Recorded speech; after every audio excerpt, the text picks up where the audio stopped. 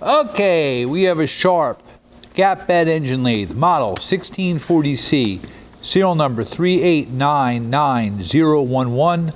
We're going to run it for you. It has 16-inch swing, 24 in the gap, 40 in centers. All right, it runs from 20 to 2,000 RPM. You've got a foot brake. That's your jog. We're going to run different speeds. Machine also has a 2-axis Fagor digital readout, a Dorian tool post. It's a faster speed.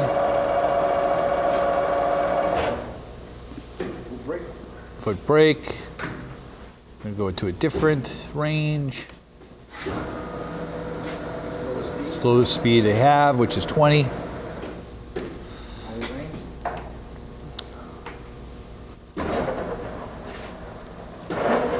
High range, machine's nice and quiet. We're going to run some feeds. That's a longitudinal feed on the digital readout. Cross feed, also on the digital readout.